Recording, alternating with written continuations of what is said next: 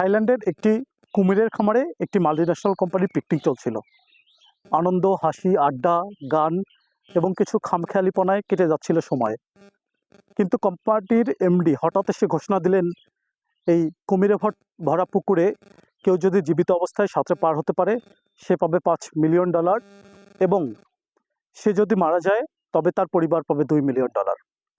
ঘটনাটি নিছক রসিকতা মনে হলেও সবাই হঠাৎ স্তব্ধ হয়ে গেল। কার আছে সেই সাহস যে এই কুমিরে ভরা পুকুর সাঁতরে পার হবে, মৃত্যুর সাথে পাঞ্জা লড়বে? হঠাৎ সবাইকে হতবাক করে দিয়ে একজন সাহসী কর্মচারী সেই কুমিরে ভরা পুকুরে ঝাঁপিয়ে পড়ল।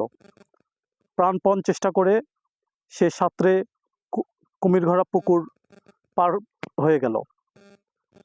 সবাই তাকে নিয়ে চিৎকার এবং উল্লাসে ফেটে পড়ল। কোম্পানি এমডি এসে তাকে $5 মিলিয়ন উপহার দিলেন। কিন্তু সবাইকে অবাক করে দিয়ে কর্মচারী চিৎকার করে বললেন, সবাই থামুন, আগে বলুন যে আমাকে পিছন থেকে কে ধাক্কা দিয়েছে। সবাই তখন অবাক হয়ে গেল। অতঃপর এক সময় জানা গেল আর কেউ নয়, তার স্ত্রী তাকে পেছন থেকে ধাক্কা দিয়েছে। তারপর থেকে সেই বিখ্যাত প্রভাবটি চালু হইল যে প্রতিটি সফল পুরুষের পেছনে একজন নারীর অবদান থাকে।